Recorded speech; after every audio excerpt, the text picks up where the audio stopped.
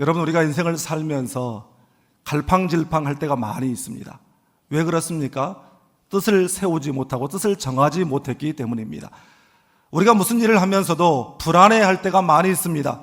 우리 안에 분명한 뜻이 세워지지 않았기 때문입니다. 뜻이 분명하면 두려울 것이 없는 것입니다.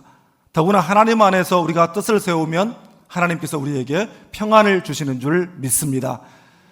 우리가 읽은 본문에는 참 어렵고 혼란한 시대 상황 가운데에서 하나님 앞에서 뜻을 정하고 자신의 신앙의 정체성을 분명히 하고 살아갔던 한 신앙의 선배가 등장합니다. 바로 우리에게 친숙한 이름 다니엘이라고 하는 분입니다.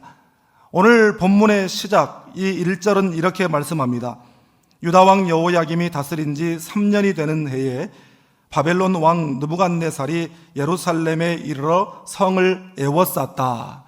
이 여호야김 제위 3년에 바벨론 왕 느부갓네살이 와서 침공하고 성을 에워쌌다. 이것은 역사적으로 주전 605년에 있었던 바벨론의 제1차 유다 침공의 역사를 말하는 것입니다. 바로 그때에 많은 유다 백성들 가운데 특별히 왕족과 귀족들 가운데 인재들, 제목들을 많이 포로로 끌어갔어요. 그 중에 다니엘이라고 하는 사람이 포함되어 있었습니다. 다니엘은 유다 지파 출신의 왕족이었습니다. 여러분, 다니엘을 비롯한 그의 친구들, 왕족, 귀족들이 정말 얼마 전까지만 해도 정말 편안하고 좋은 부유한 집에서 좋은 부모 밑에서 편안하고 안락하게 그렇게 살았을 것입니다. 그리고 눈 뜨면 그저 왕궁과 성전을 드나들면서 공부도 하고 율법도 익히고 정치 수업을 하면서 장차 그들의 미래를 나름대로 꿈꾸었을 거예요. 그런데 어느 날 갑자기 이 바벨론의 말발굽하의 삶의 터전들을 다 빼앗겨버리고 왕족, 귀족이라고 하는 신분도 다 박탈당해버리고 부모와 생리배를 하고 언어가 다르고 또 문화가 다르고 종교가 다른 낯선 이방 땅으로 끌려가게 되었습니다. 정말 내일을 기약할 수 없는, 내일이 무슨 일이 벌어질지 모르는 그런 상황에 처했던 다니엘. 학자들은 그때의 다니엘의 나이를 한 14, 15세 정도의 어린 청소년이었을 것이다 라고 이야기를 합니다. 그런데 생존을 장담할 수 없는 그런 혼란스러운 역사의 소용돌이 속에서 다니엘은 생존을 넘어 번영을 경험했던 사람이었습니다. 여러분, 영적으로 볼 때에 이 시대가 역사적으로 그 어느 때보다도 불안한 시대, 정말 혼탁하고 타락한 세속문화의 시대, 또 코로나로 인해서 억압받고 있는 그러한 시대. 그래서 어떤 분들은 이 시대를 영적 바벨론의 시대라고 말을 합니다. 여러분, 이 시대를 영적 바벨론의 시대라고 말한다고 한다면 우리는 이방 땅 우상 문화로 가득 찬 바벨론의 한복판에 서 있는 이 시대의 다니엘이라고 할 수 있습니다. 오늘 말씀의 다니엘의 모습을 통해서 이 영적 바벨론인 이 세상 속에서 우리가 어떻게 하면 이 생존을 염려하는 이 시대의 생존을 넘어 번영하고 더 나아가서 정말 이리저리로 끌려다니는 인생이 아니라 하나님의 확실한 말씀으로 하나님 나라의 원리로 세상을 이끌어가는 사람이 될 것인지 영적 비결을 배우게 되기를 주님의 이름으로 축복합니다. 먼저 오늘 본문 8절 말씀을 우리 함께 읽겠습니다. 다니엘은 뜻을 정하여 왕의 음식과 그가 마시는 포도주로 자기를 더럽히지 아니하리라 하고 자기를 더럽히지 아니하도록 환관장에게 구하니. 아멘. 다니엘이 바벨론의 포로로 잡혀갔던 때의 그 상황을 1절 말씀에서는 역사적 관점에서 기술했어요. 그런데 2절 말씀을 보면 동일한 상황을 전혀 다른 차원에서 기술하고 있는 것을 볼 수 있습니다. 2절 상반절에 주께서 유다 왕 여호야김과 하나님의 전 그릇 얼마를 그의 손에 넘기심에 이렇게 말씀합니다. 1절에서는 이 역사적 관점의 기술이라고 한다면 2절은 영적 뷰포인트, 영적 관점에서 그 사실을 말씀하고 있는 것을 볼 수 있습니다. 이 장면이 사실 객관적으로 보면 당시 국제 정세 속에서 약육강식의 법칙을 따라서 이루어진 일이지만 그런 것처럼 보이지만 영적 시각으로 보면 이것은 다 하나님께서 하신 일이라는 것이에요. 하나님께서 유다 백성들을, 유다 민족을 향해 뜻과 계획을 가지고 계시고 고난과 시련을 통해 그들의 죄악의 불순물들을 다 제거하고 다시금 깨끗하고 온전한 그릇으로 만드시기 위해 선한 목적을 가지고 이루시는 일이라는 말씀입니다. 여러분, 우리가 어떤 일이나 상황을 볼 때도 객관적 사건, 객관적 팩트를 보느냐 아니면 영적 차원으로, 영적 관점으로 그것을 바라보느냐에 따라서 그 일이나 사건을 대하는 우리의 자세도 달라지고 또 우리의 선택도 달라지고 또 우리의 길도 달라질 수가 있는 것입니다. 다니엘은 그 사건 앞에서 그야말로 기가 막힐 그 절망의 상황만 본 것이 아니라, 다시 말해서 역사적이고 객관적인 사실만 본 것이 아니라 바로 그 배후 위에서 역사하시고 일하시는 하나님을 본 줄 믿습니다. 그래서 다니엘서 전체의 주제는 바로 역사의 주인은 하나님이시다, 바로 이것입니다. 여러분, 이 사실을 믿으면 때로는 우리가 원치 않고 기대하지 않고 가고 싶지 않은 길과 상황이 우리 앞에 펼쳐진다고 해도 로마서 8장 28절의 말씀처럼 우리가 알거니와 하나님을 사랑하는 자 곧 그 뜻대로 부르심을 입은 자들에게는 모든 것이 합력하여 선을 이루느니라, 이 말씀이 믿어지는 것입니다. 여러분, 사실 이것은 왕이 하사한 음식을 먹고 안 먹고의 문제, 우상의 제물로 올라갔다 내려온 그 음식을 먹고 안 먹고의 문제가 아니라 이방 문화의, 그 우상 문화의 한복판에서 세상의 화려함과 편리에 동화되지 아니하고 나는 여전히 거룩한 하나님의 사람으로 살겠다라고 하는, 이것은 영적 정체성에 대한 선포였습니다. 여러분, 영적 정체성이라고 하는 것이 외부적으로 다른 사람들이 나를 어떻게 말하는가, 어떻게 보는가, 이것이 영적 정체성이 아니에요. 그렇다고 내부적으로 그러면 나는 나를 어떻게 보는가, 나는 누구인가, 이것이 영적 정체성이 아닙니다. 여러분, 진정한 영적 정체성은 하나님이 나를 어떻게 보시는가, 하나님이 나를 누구라고 말씀하시는가, 여러분, 이것이 올바른 영적 정체성인 줄 믿습니다. 다니엘이 이 이방 문화의 한복판, 세상 권력, 세상 권세의 중심에서 이처럼 자신의 영적 정체성을 당당하게 선포하며 살 수 있었던 비결은, 그는 그때 나이 14, 15세 정도의 어린 청소년의 나이였어요. 여러분, 그런 비결이 어디서 나왔겠습니까? 바로 그 부모로부터 신실한 신앙을 유산으로 물려받았기 때문인 줄 믿습니다. 다니엘이 뜻을 정하고 이방 나라 그 우상 문화의 한복판에서도 하나님의 사람으로서 철저한 영적 정체성을 갖기로 살기로 작정했을 때에 그에게 찾아온 첫 번째 세속적 도전은 바로 바벨론 제국의 왕이 하사한 음식을 먹으라는 것이었어요. 여러분, 고대에는요, 왕이 내린 것, 왕이 하사한 것이면 설령 그것이 죽는 사약이라고 할지라도 왕이 있는 곳을 향해서 큰 절을 올리고 그것을 받았습니다. 그런데 놀라운 것은요, 9절 말씀에 하나님이 다니엘로 하여금 환관장에게 은혜와 긍휼을 입게 하신지라 이랬습니다. 하나님 뜻대로 살기로 작정했을 때에 하나님께서 전혀 생각지 않은 사람의 도움을 받게 만들어 주셨어요. 환관장, 이 환관장이 또 뭔가 이 원어로 살펴봤더니 시종장, 내시의 우두머리 이렇게 되어 있더라고요. 그게 보니까 우리 조선시대의 상선 어른, 상선 영감 정도 되는 사람이 이 환관장이었던 거예요. 바로 그 환관장에게 은혜와 긍휼을 입게 하신지라.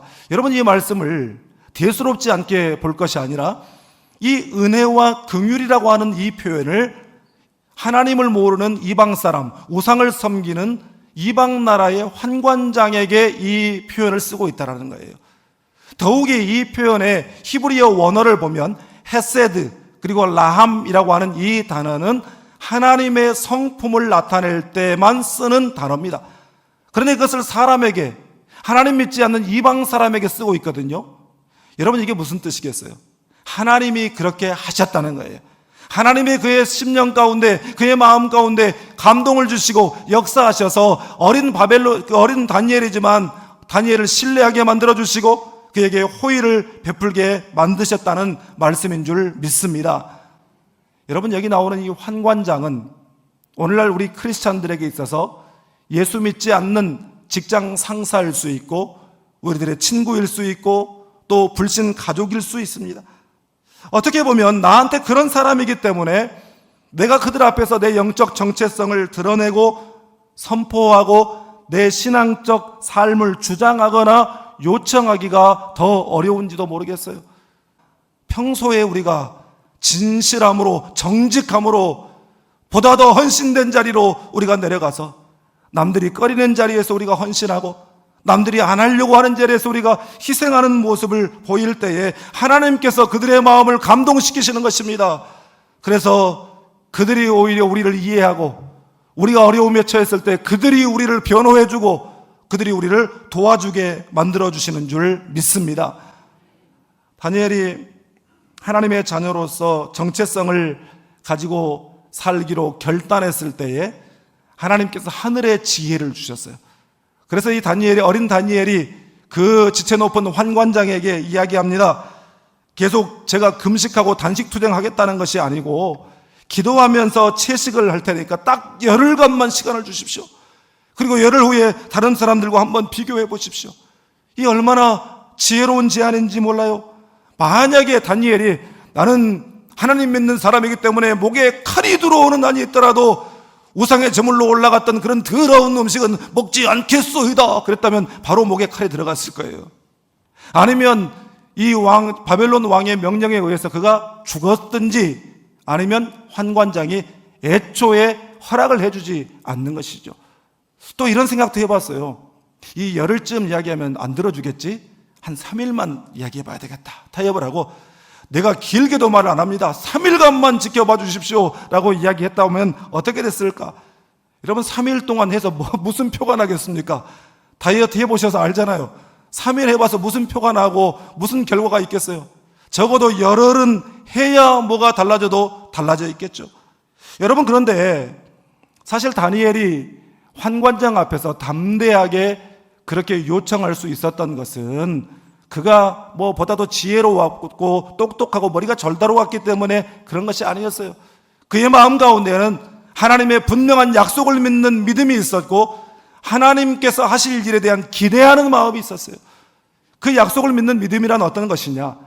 지금 이 다니엘이 포로로 끌려간 이 시대를 기점으로 그보다 한 20여 년 전에 이미 예레미야라고 하는 선지자가 이 유다 백성들에게 하나님께서 바벨론이라고 하는 나라를 통해서 우리를 심판하시고 징계하실 것이다. 그런데 사는 길은 대항하는 길이 아니라 항복하는 길이다.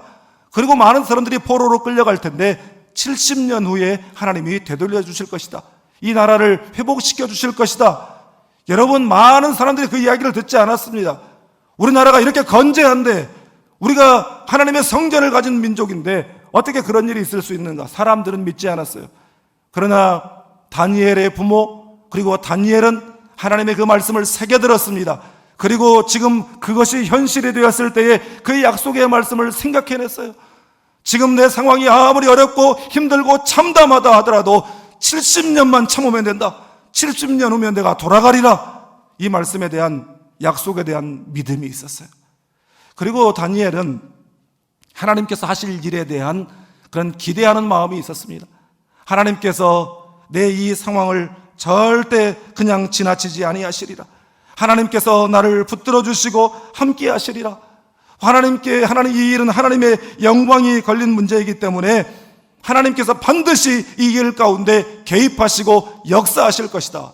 바로 이 확신이 그에게 있었던 것입니다. 여러분, 우리가 믿음으로 살기로 결단하고 나면 이제는 고민도 안 되고 걱정도 안 되고 믿음으로 직진만 하면 되는 것이 아니에요. 우리가 믿음으로 결단하고 그렇게 살기로 작정하는 그 순간 동시에 우리의 믿음을 대적하는 세상의 도전이 찾아오는 것입니다. 그래서 어떤 분이 참 멋진 말을 남겼더라고요.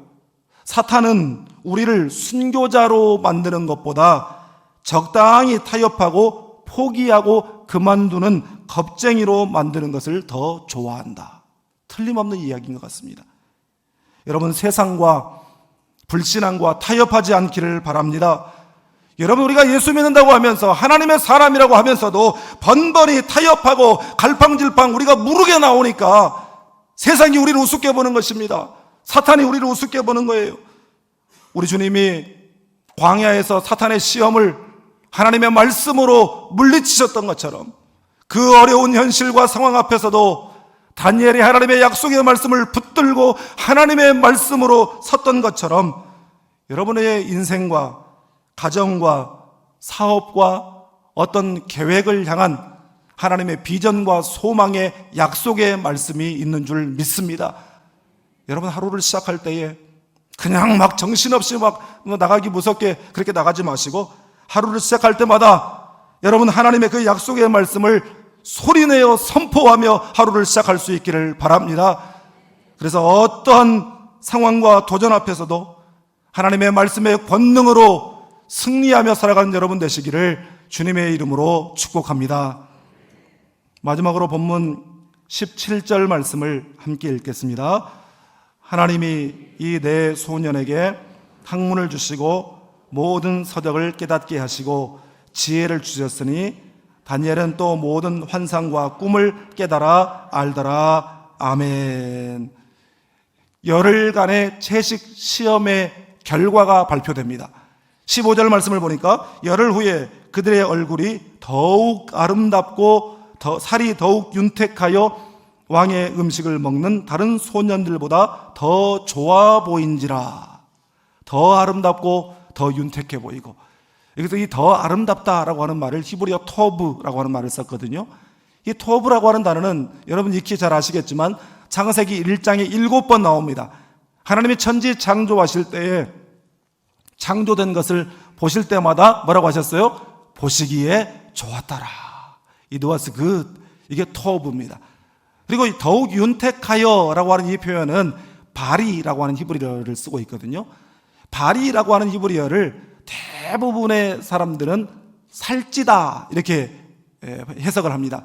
그래서 많은 설교가들은 이 부분을 보니까 열흘 동안 채식을 했음에도 불구하고 얼굴에 살이 그냥 뽀얗게 올라서 포동포동해졌다 이렇게 해석을 합니다. 여러분, 그런데 그것은 원어의 의미를 깊이 알지 못하는 해석이에요. 바리라고 하는 이 단어는 원래 히브리어 바라에서 왔습니다. 이 바라라고 하는 말은요, 우리 성경의 첫 구절이 브레시트 바라 엘로힘이라고 히브리어로 되어 있어요. 바라, 하나님이 천지를 창조하셨다, 창조하다라고 하는 말이 바라거든요.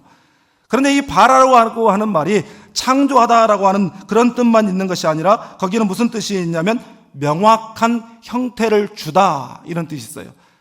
그러니까 윤택했다라고 하는 것이 살이 포동포동 쪘다라고 하는 그런 의미가 아니라 윤곽이 뚜렷해졌다 그런 말이에요.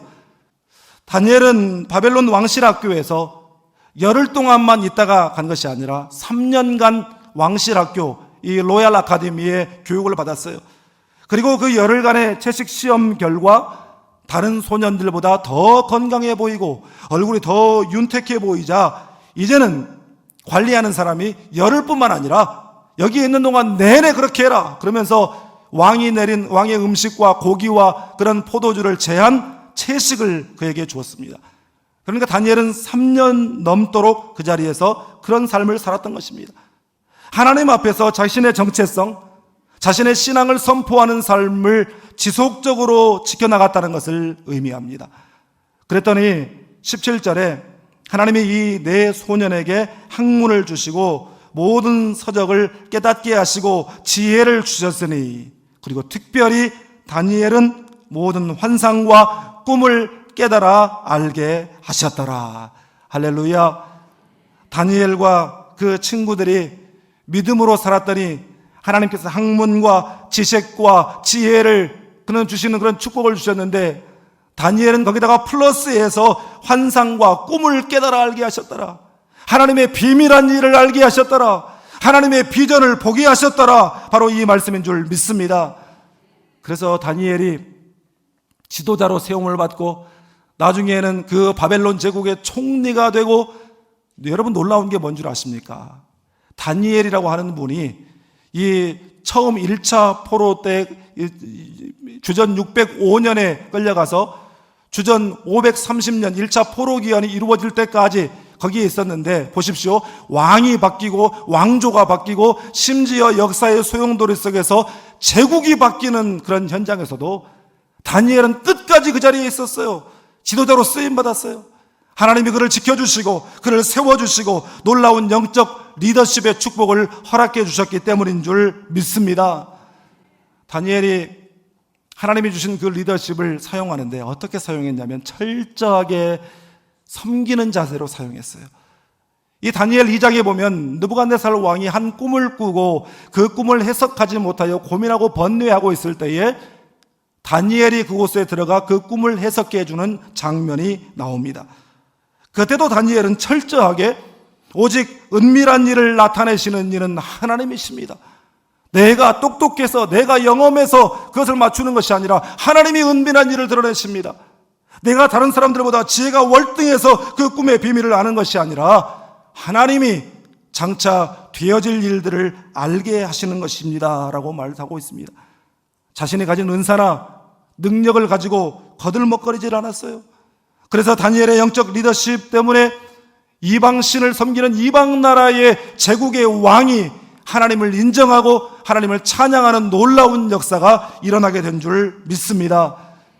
여러분, 우리도 이 땅을 살면서 우리가 분명한 영적 정체성을 가지고 하나님 뜻대로 살겠다고 결단하면 하나님께서는 우리에게 선한 영향력을 주셔요.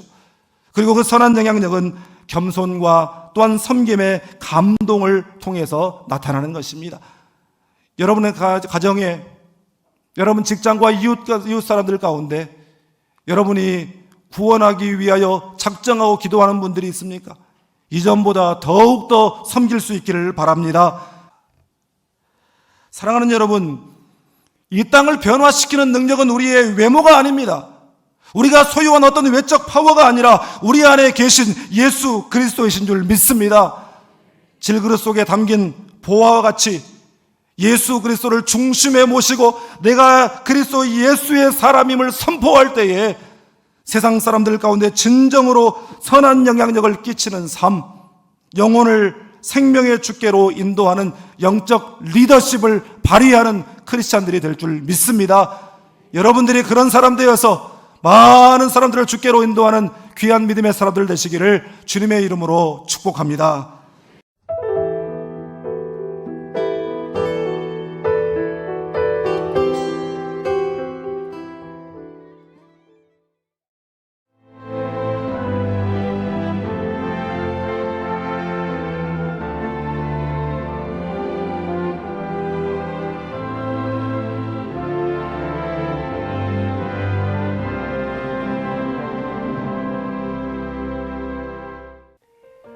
CBS를 사랑해 주시는 전남 지역 청취자 여러분, 안녕하십니까? CBS 재단 이사장 꿈의 교회 김학중 목사입니다. 여러분의 사랑과 관심 덕분에 전남 CBS가 순천시 장천동에 새로운 사옥을 마련하게 됐습니다. 이 방송국 사옥이라는 것은 단순히 건물을 짓는 의미에 지나지 않습니다. 전남 지역 복음 전파와 특별히 다음 세대를 위한 미래 비전을 세우는 일입니다.